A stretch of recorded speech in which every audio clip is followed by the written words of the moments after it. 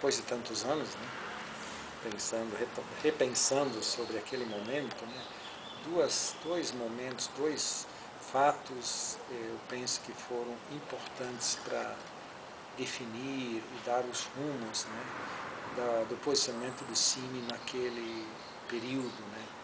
O primeiro foi quando tomamos conhecimento do projeto Calha Norte, e que foi um momento bastante difícil no relacionamento com a presidência da CNBB, que em princípio era contra a denúncia desse plano, né.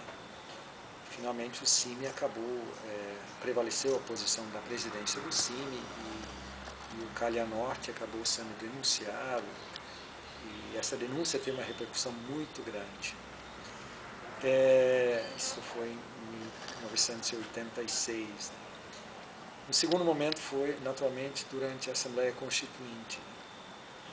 E no que se refere à Assembleia Constituinte, né, creio que todos sabemos, né, as turbulências que aí ocorreram contra o CIMI, né. Eu creio que elas têm uma relação bastante direta com a denúncia do próprio Calha Norte. Inclusive, um pouco antes do Estadão fazer a denúncia contra o CIMI, né, eu havia sido prevenido por um jornalista da Folha de que achava, né, que o Conselho de Segurança Nacional, naquele tempo, né, não deixaria passar em branco, né, esse fato do CIMI ter denunciado publicamente esse projeto, no caso Calha Norte, um projeto de interesse direto dos militares. Né. Eu creio que, no que se refere à Assembleia Constituinte, eu creio que o fato mais importante, na minha avaliação hoje, foi o apoio que o CIMI conseguiu dar às movimentações dos povos indígenas. Eu creio que o que fez toda a diferença foi esse apoio direto, desde recursos, mas especialmente a assessoria, que toda a diretoria do CIMI, o secretariado, se engajaram muito nisso. E creio que esse foi o serviço mais importante que o CIMI pôde prestar naquele momento, naquela conjuntura, né, tão complexa. E hoje, embora pouco se fale sobre isso, né, certamente as conquistas na Assembleia Constituinte se devem, em grande parte, a esse apoio decidido, claro, que o CIMI deu à participação indígena em todos os momentos da Assembleia Constituinte. O CIMI tentou avançar um pouco mais, inclusive na plurinacionalidade, né? Não se manter na proposta mínima, mas ser mais ousado e tal. Você poderia lembrar um pouco alguns desses momentos, com quem isso se dava?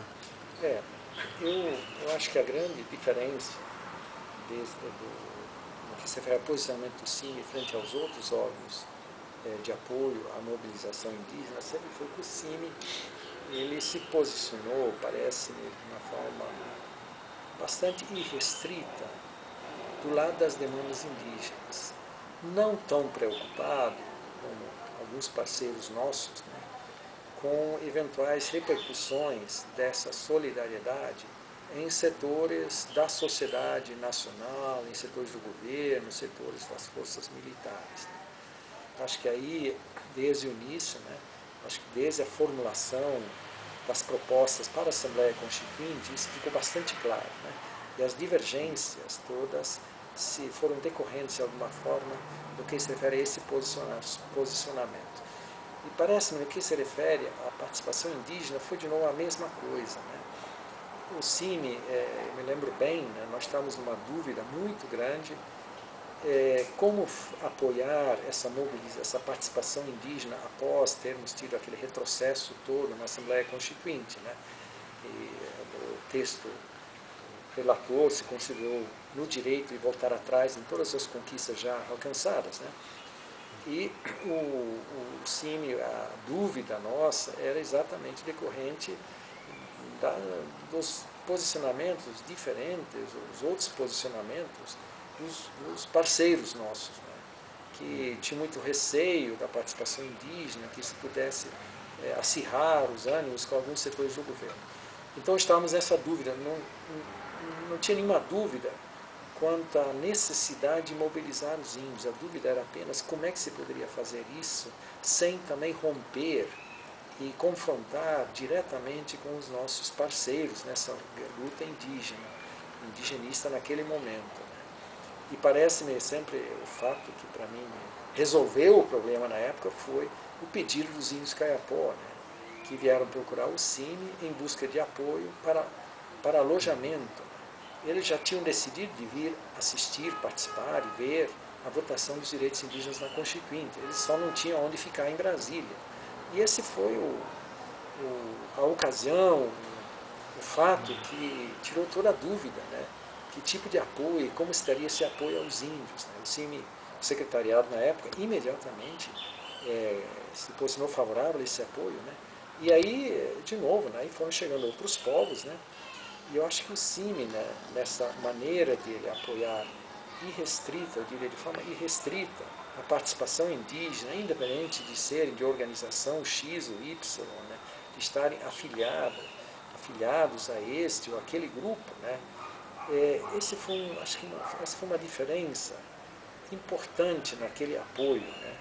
E por isso que lá no alojamento, eu acho que o fato de aí estarem todos os diferentes grupos e diferentes lugares, povos, lugares, enfim, e compreensões também distintas do momento político e tudo mais, isso tudo acho que foi um momento extremamente importante de formação, de amadurecimento da própria luta indígena.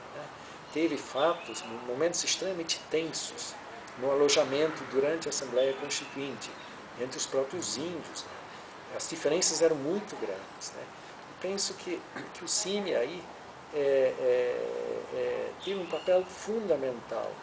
Exatamente essa clareza de não se alinhar nem com um nem com o outro, mas de simplesmente dar apoio às demandas dos povos indígenas e dos posicionamentos que eles iam definindo aí nessas longas conversas que teve no alojamento dos índios lá em Brasília.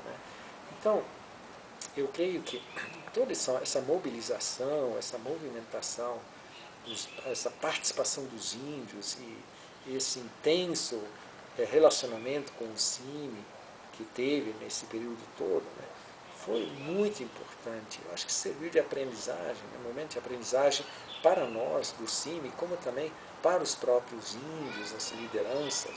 Acho que foi um momento de grande amadurecimento.